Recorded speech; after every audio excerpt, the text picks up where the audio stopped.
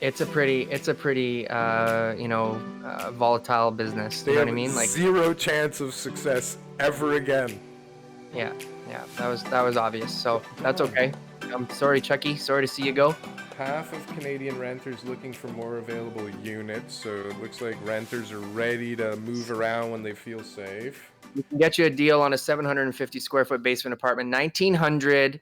All right across from the hospital, 2000. That was last week's price. That was So, last week's price. Okay, So that's demand's up before now. all this news came out. so hold That's on a Yeah. sec. before all this news came So out. hold on a sec. So we've got a whole bunch of really good scenarios happening, it seems.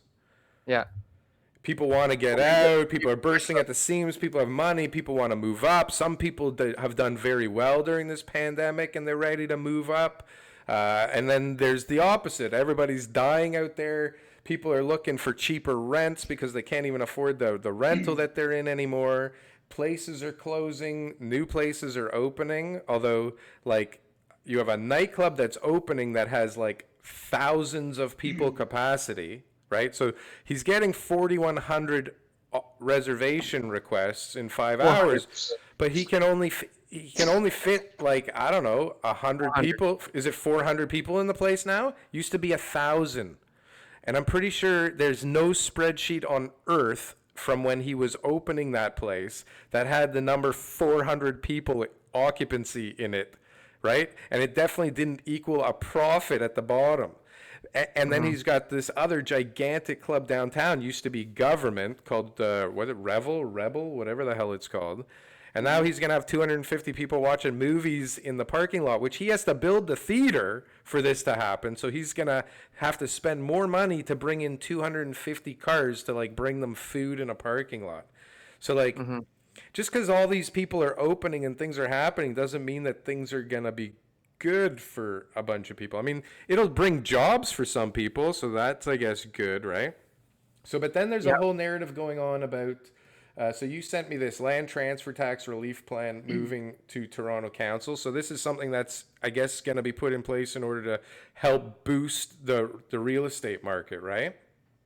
This is just something that people have been lobbying for a while. I mean, when the land transfer tax was put in for the municipal land transfer tax, we were selling homes that were $400,000, right? So to be able to get into the market, they were putting the land transfer tax credit for first-time buyers on the average type of home that first-time buyers would be buying. But now in Toronto, the average first-time buyer property would probably be 800,000. So So shouldn't they be getting twice as much credit in order to be able to have some help to be able to get into the market? And that's the theory behind it. But the municipality right now is not governed the same way that provincial governments are. Municipalities can't just go on and take on debt and do all this kind of stuff. They have to run a balanced budget. So they have to get the money from the province or the federal government in order to be able to get out of the thing. So I don't think there's going to be any concessions on what type of income that they're collecting right now. They need every dollar they can make. So it's good news, but I see it's highly unlikely that it's going to go through. That's so my but 2 cents. it's targeted towards the first time home buyer. Yes.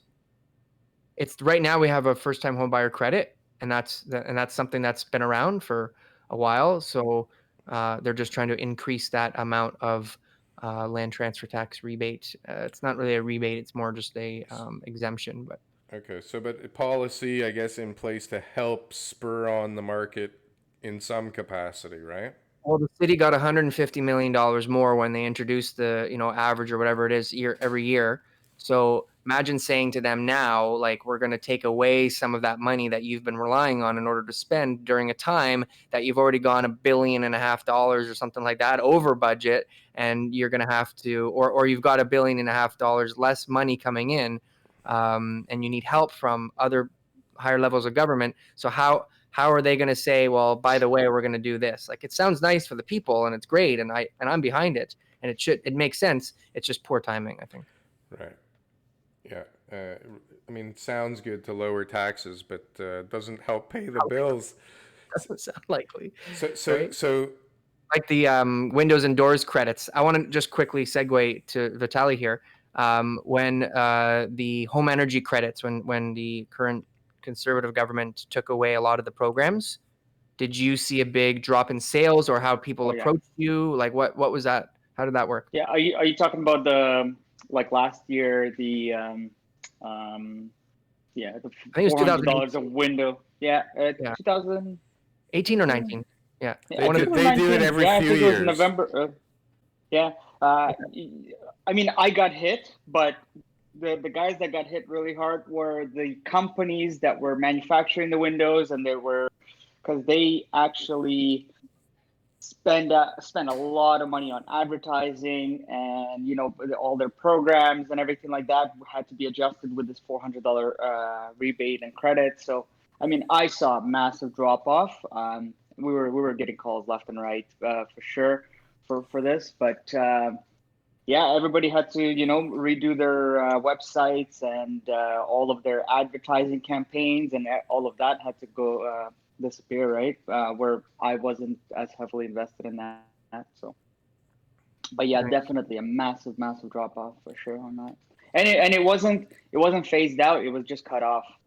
It Yeah. was like, I can't imagine yeah, that incentivizes too many people that already weren't planning on doing it. I mean, you I have to was spend a lot of money to get that $400 still, right? yeah, it was a 400 or 500, but anyways, it was a max of up to 10 windows, so it was $5,000 of credits. Yeah, So it I was think actually that's like, That's yeah, worth incentive. doing, yeah. oh Yeah, yeah, absolutely. Because I mean, our average house probably, to change all the windows is maybe 10 grand, $12,000, and to get five of it back, Yeah, that's huge. yeah, it's huge. Yeah, it was yeah. it was literally windows at 50% off. So So that's now not with all running right now? There's no program right Oh, it now? was cut off. No, no, no, no. so There's so there's like a $50 credit from Enercare or I, whatnot, but I remember that's it. back when I was in construction a few years ago, they had like a ton of credits all at the same time for insulation and for Yeah, your heating system and your air conditioner and for your backflow water valve. Like people were doing all kinds of things and getting crazy amounts for rebates. It was like yeah. it was a pretty good scam. I as a general contractor got busier with all of that stuff. It was nuts. yeah, Yeah, I that's what we're think talking maybe about. that was introduced after the 2008, like that whole slide, right? Yeah. So people started spending a little bit more money, and Right. Oh, so maybe you'll get lucky and you'll see that again. But back to today's sort of, how we relate to what's going on today is the government right now is offering everybody all this stimulus, right? I mean, you're getting the CERB, you're getting, wage subsidies. You've got, you're working from home more, so there's less, you're not spending money on transit, parking, eating out, Gas.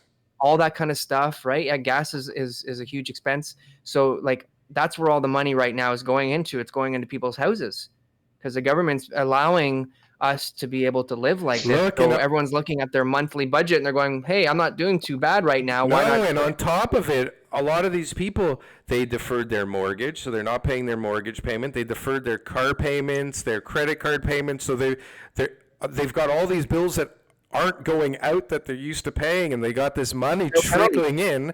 Some Yep. people qualify Yep.